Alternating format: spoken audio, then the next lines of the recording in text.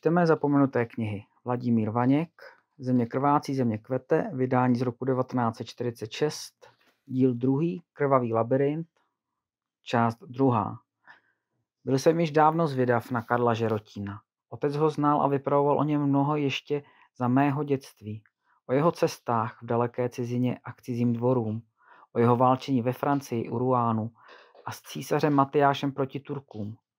O finanční podpoře, kterou poskytoval samému Jindřichu IV., králi francouzskému, o jeho učených disputacích s nástupcem Kalvínovým Theodorem Bézem v Ženevě, o stycích, které navázal za české bratry s francouzskými igenoty, o ochraně a podpoře, kterou nikdy neodepřel českým bratrům.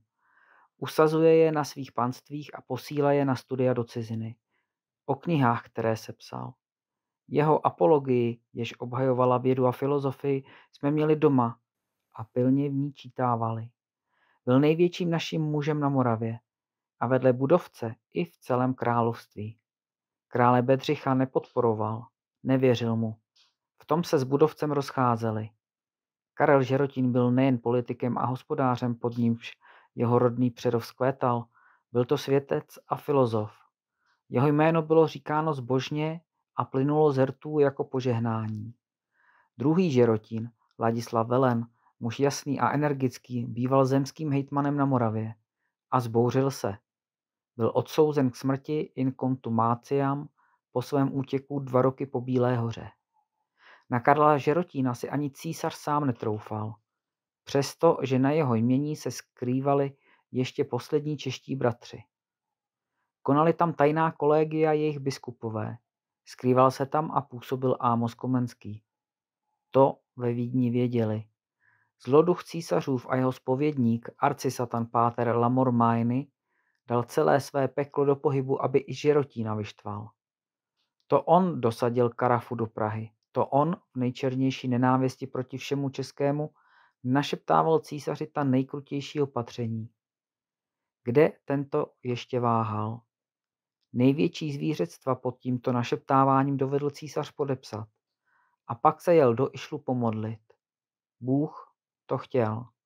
Když si Lamor Majny konečně vymodlil se svými černými supy edikt císařů z července 1627, že se prohlašuje katolictví za jedinou profesi, byl dán poslední pokyn s úplnou mocí všem katanům, vykořenit to ostatní všemi prostředky. A tehdy i Žerotín opustil zemi. A tak na podzim toho roku táhly dlouhé řady vozů přes severní hranice Čech a Moravy. Táhli do temného severu, Německa, kde ještě doznívaly boje s marně se obětovavšími Dány, kde Sasko a Brandenburg se tetelili mezi 2 proudy žoldnerských armád císařských. Tilly porazil Kristiána a osa dánského velitele Miclava ve Slezsku a nadevším roztahoval z Mecklenburska ponurá křídla nový císařský generalisim, pan Albrecht z Valdštína.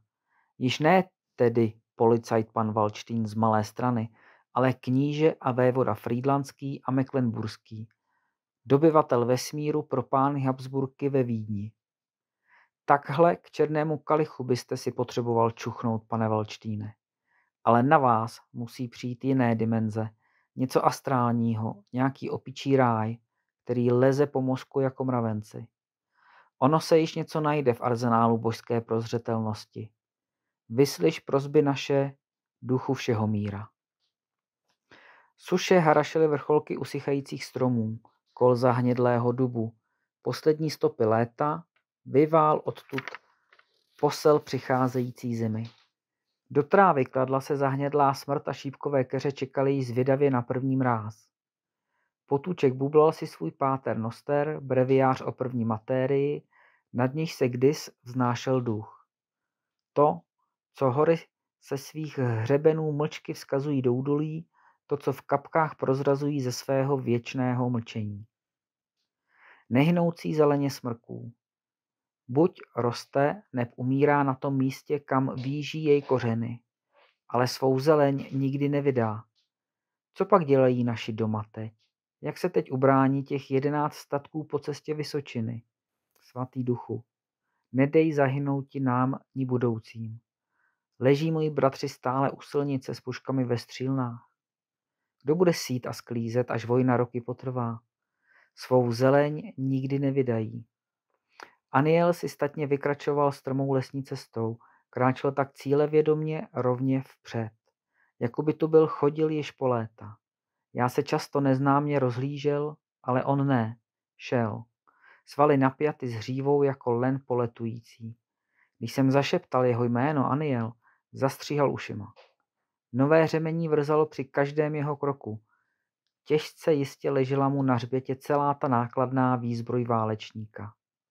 Jsem opravdu zvědav, kolik kůže a železa to ten Aniel na hřbetě nesl, kromě našich koží vlastních.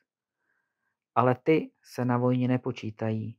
Jak bych si byl přál, aby mne teď viděla matka, ona, která mi tolikrát četla o rytířích, výjíždějících do boje do dalekých zemí. Kolikrát viděl jsem po cestách okolo zříceniny Zubštýna vlád chocholy odjíždějících českých rytířů. A u Sína je nahoře na věži zříceniny pod Šípkem viděl jsem daleké kraje z Rolandy, Tristany a Odyssey. Matčino české srdce by se jistě zaradovalo, že nečetla nadarmo, když národ zaúpěl. Mezi bambitkami u sedla zastrčena byla Bible. Kdesi v dalekých vršcích ozval se divoký holub. Odpovídá mu, jak mne to otec učil. Není to otec, který se tam ozývá? Aniel napjatě pozoruje, špičatí uši kupředu. Ach, dobrý Anieli, tak rád bych, aby ta naše cesta nebyla za ničím jiným, než za voláním divokých holubů. Abychom šli takhle spolu, poslouchajíce. Stále hloub a hloub dolů na přírody a nic víc. Uvidíš, že to vítězství nebude daleko od samotné přírody, ve které žijeme. Na silnice jsem si netroufal, tam jezdili císařští. Jel jsem jen rovnými směry přes lesy. Údolí, cesty a říčky jsem proletěl v největším galupu. Až za námi tráva a bahno lítaly. Jednou bylo třeba projet napříč širokým údolím, kterým protékala řeka. Až k řece jsem se dostal dobře podle keřů na mezích mezi poli, ale právě v okamžiku, když jsem chtěl pobídnout Aniela do proudu řeky, objevila se na silnici na druhé straně skupina jezdců. Zamrzli jsme nehnutě na místě oba za málo kryjící záclonou vrbového proutí. Jezdci se blížili. Ano, jsou to císařští dragouni a někoho hledají. Mají krátké pušky v rukou opřeny o kolena a připraveny k výstřelu. Uvidí mne, neuvidí? Srdce mi slyšitelně bije až nahoře v krku. Aniel stojí jako socha. Předníma nohama v říčním kamení. Dragounů bylo jistě přes 20 a za nimi či před nimi možná jich jednou tolik. Teď projíždějí právě proti nám na silnici. Teď mizí jeden za druhým za chalupou. Teď zas výjíždějí na druhé straně. Je možné, že mě někde viděli přejíždět. Někdo jim něco vyzradil, že projel nepřátelský kurýr. Dívám se po očku na pistole. Jsou nabity. Všichni dragouni teď projeli do záhybu cesty a zmizeli. Stojíme ještě chvíli tak skamenělí a pak najednou pobízím ryzáka a letíme jak střela přes řeku. Napříč, přes silnici a do strmého kopce na druhé straně. Tak strmého, že se Aniel chvílemi kolísá, jak hledá rovnováhu. Teď jsme již až na vrcholu kopce, zvolňujeme běh a seskakuji. Kreslím si na zemi asi tak svoji pozici, kde mohu být. Počítám, kolik jsme ujeli, kolik ještě zbývá a kde ještě budeme muset přebíhat nebezpečné přechody. V tom Aniel narovnává krk a stříhá ušima. Rozhnulo se křoví a objevila se roztrhaná postava zarostlého tuláka. Vy nejste dragoun, nejsem. Myslel jsem si, to máte rád zvířata. Jak to? Hladil jste koně. A co ty jsi zač? Uprchlík. Dlouho trvalo, než nabyl důvěry. Pak se jeho nitro najednou uvolnilo. Vše mi začal vypravovat, jedno přes druhé, vše najednou. Pletl se, hltal slova a převaloval suchým jazykem. Dal jsem mu napít vína z čutory, uklidnil se. A zakalený zrak víc oživil. Byl to učitel ze Smiřic. Zabil důstojníka od dragounů, když tento dal jejich kněze na mučení. Dragouni chtěli z kostela kalich, který evangelický kněz schoval. Přivázali kněze za nohy a zapálili mu jeho knihy pod hlavou. Učitel střelil důstojníka oknem z pistole a utekl za hradami. Od té doby se potuluje v lese. Je to již několik týdnů. Teď dragouni zjistili, že je tady v kopci a objíždějí jej ve dne v noci. Jsem tedy zde v pasti s ním. Vypravoval mi, že po lesích je mnoho lidí schováno. Celé vesnice i s dobytkem a že by se již nějak uživil, jen kdyby se mohl dostat z tohoto začarovaného kola.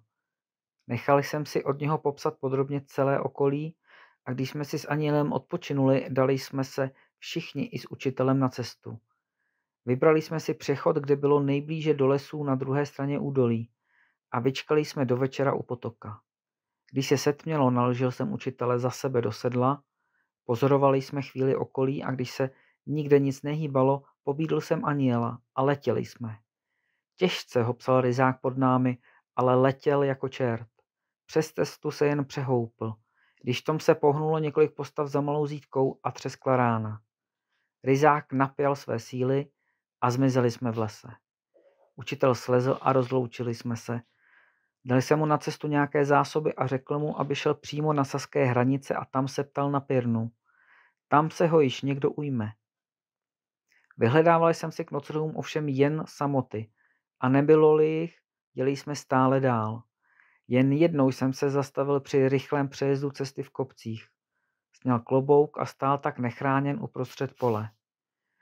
Po cestě šel chudičký pohřeb a z malého hřbitůvku na kopci klinkal umíráček. Několik udivených postav obrátilo se ke mně voskové obličeje s popelavými zraky. Kněze nebylo. Na selském voze házela se rakev z prostých prken, nenatřená. Barvu neměli. Pospíchali. Jako lid, který jde do práce. Jen několik stínů šlo za rakví a před rakví šel mor.